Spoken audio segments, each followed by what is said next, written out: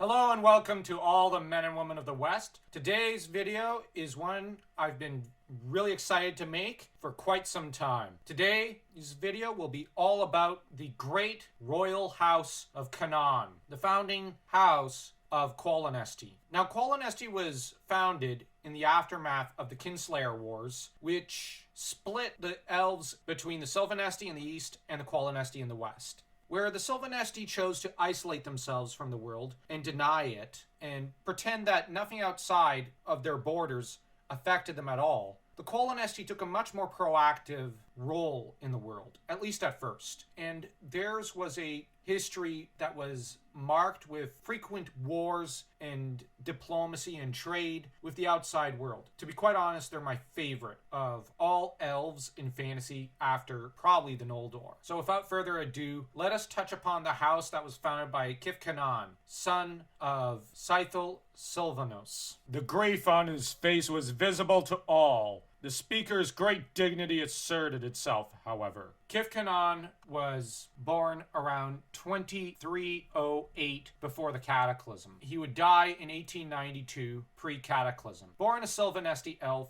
it was Kanan who would go on to found Qualinesti, and who was perhaps its greatest speaker, and probably the greatest elf who ever lived. He had 3 children, 2 sons and a daughter. His eldest but youngest son, because he was both at the same time, was his heir, Silverin, and he was the son of Kanan's first wife, Anea, who was the first great love of Kanan's life. As to his other children, they were born from his union with Suzine des Qualinesti. This relationship would be a tempestuous one, as Kanan was not the most faithful or the very best of husbands. He was in truth fickle. Her gaze held his. It was true. Between them he felt a connection. Not a physical bond, like the grasp of a hand, but a more subtle connection, like the bond he knew stretched between himself and Scythus. As for his first wife, Anea was a druid of a forest that took in Kanan when he exiled himself from the Sylvanesti capital of Sylvanost after he crashed his brother's wedding. Anea was a Kagonesti elf who fused her spirit, so to speak, with the forest she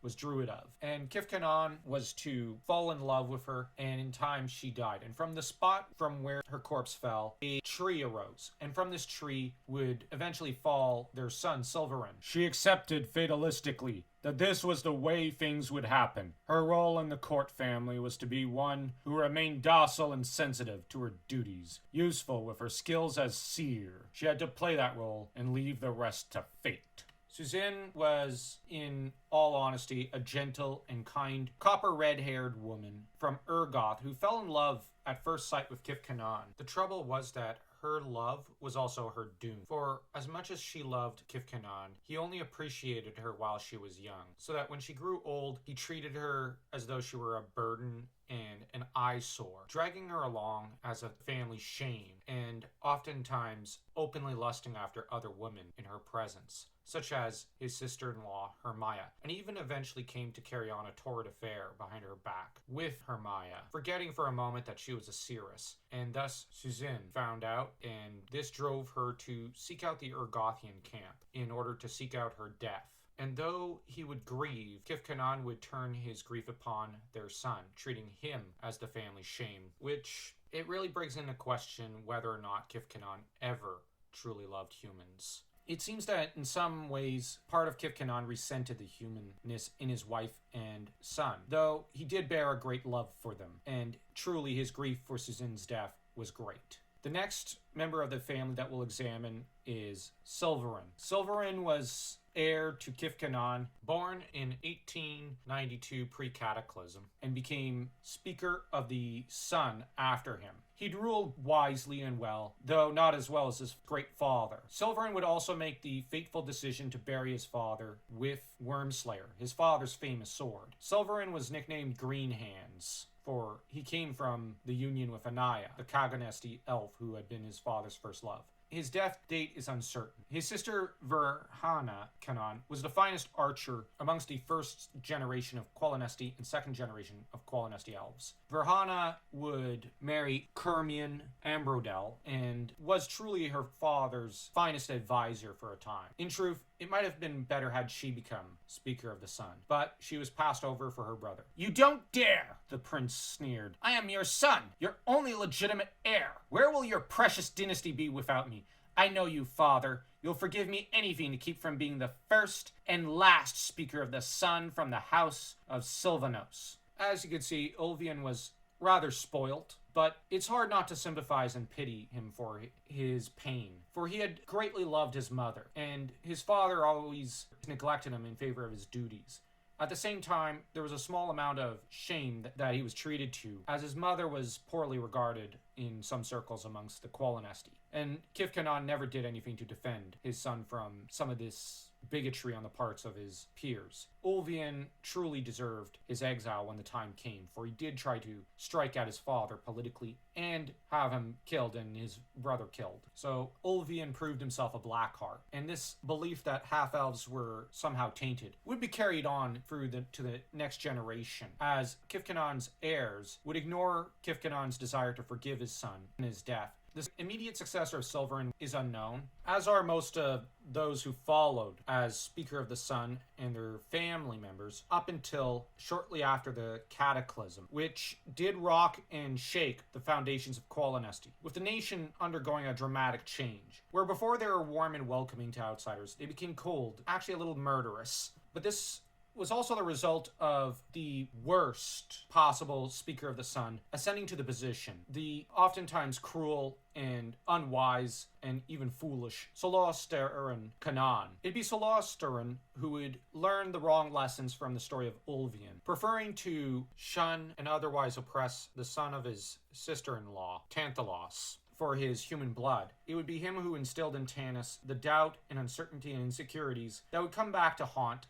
Tanis and the world for a time, through Tanis' poor decision-making during the War of the Lance. Solosterin would honestly go further than simply neglecting the values of his nation to neglecting much of his family, as he hardly took notice of his second son, Gilthanas, and never really took notice of the love that was born between Laurana and Tanis. A strange and oftentimes fickle leader, he would, during the War of the Lance, turn away from fighting against the dragon armies to declare war on the Qualinesti and try to instigate a war with the Silvanesti remnants that had fled the Silvanesti lands, and even try to pick fights with Salamnic knights who were sworn to defending the world from the forces of darkness. In all, his disastrous rule would end ignominiously, and he would pass his throne to Porthios, his incompetent eldest son, who would prefer to rule from Silvanesti and neglect Qualinesti. But as Dragons of Deceit has essentially retconned that out, we're not going to go too far down that well. That'll be for a different video to go into greater detail. But needless to say, he married Alhana Starbreeze, the heiress of Silvanesti, and fathered Silvanoche, the elf who fell in love with Mina, the goddess of hope, whom he thought to be a mortal woman.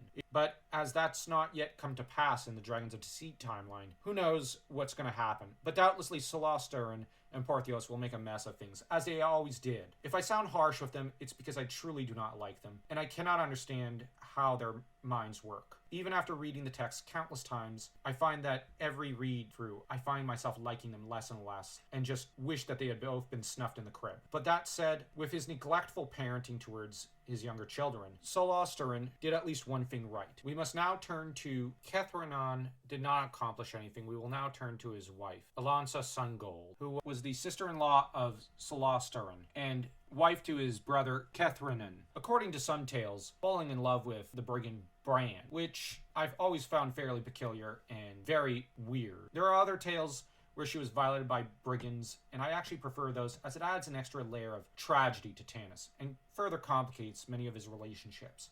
The other problem with the romance version is that it directly contradicts the chronicles, and I've always found that if it contradicts a better book, or the main books, the story ought not to be considered canon. Porthios's eyes flared with anger. He started to turn away when Gilthanas stepped up to his brother and spoke to him swiftly in the elven language. "What do they say?" Riverwind asked Tanis suspiciously. "Gilthanas is telling how Goldmoon healed Theros," Tanis said slowly. Though raised with certain prejudices against humans, Gilthanas would have the strength of heart and mind to overcome these prejudices. However, his was an impulsive yet pragmatic nature. A great hero in his own right, and a worthy companion of the heroes of the Lance. Gilthanas, though, would be marred by his own deep-seated passions, as he would in time come to love Silvara the Silver Dragon, only to turn away from her when he found out how she had lied to him. Though one could see his side of the story as, well, a relationship built on lies is no real relationship at all. Therefore, one could safely say that he dodged a bullet, so to speak. With that said, he endured his heartache and pain and anger for a time throughout the War of the Lance, as he saw his duties as most important. If only his older brother and father could have learned from his fine and noble example. Though, in the Age of Mortals timeline, Gilthanas would go on to suffer a great deal, as he would seek out Silvara to try and find her again, but he never would. I can't help but hope that Dragons of Deceit gives him a larger role, but also maybe gives his story a happier end. Or perhaps that he ends up Speaker of the Sun, as Porthios is truly unworthy of the title. And though Gilthanas has no wish for it, he is the most kingly of his siblings, and the wisest of all three of them. But no elf in the world of Krynn could grow a beard. No elf but Tanis, said Flint hesitantly as the man neared. The same. The newcomer's bearded face split in a wide grin. Tanis half-elven, a wise and noble warrior, born in 249 after the Cataclysm. It would be he who led the Heroes of the Lance in the War of the Lance, and he who would suffer the most to Solosteran's neglectful and oftentimes cold parenting. A product of his environment, Tanis would feel so shunned by his Qualinesti brothers that he'd seek out the humans. Though he'd encounter Flint Fireforge, the two would form a rapid bond, with Flint becoming the father that Tanis had always wished for. But in time, Tanis would come to be divided between Kitsiara Ufmatar and Laurana Kanan. Laurana would be the one he'd ultimately choose, and once he chose her, he forgot all about his previous lover, the oftentimes cruel and promiscuous Kit. "You are Tantalos, my beloved, and you belong here," Laurana cried. Laurana, the Golden General. Laurana would prove herself a fine warrior and hero of the Lance, or heroine of the Lance, oftentimes just used as something of a hostess for her father's many banquets. He never saw much further use for her politically, beyond potential political marriage. That said, her closest companion in early life would be Tanis, though when he was not around, her nearest friend was Gilthanas, her older brother, who was oftentimes protective and returned the bond by confiding a great deal in her. Laurana, though, became mother to Gilthas.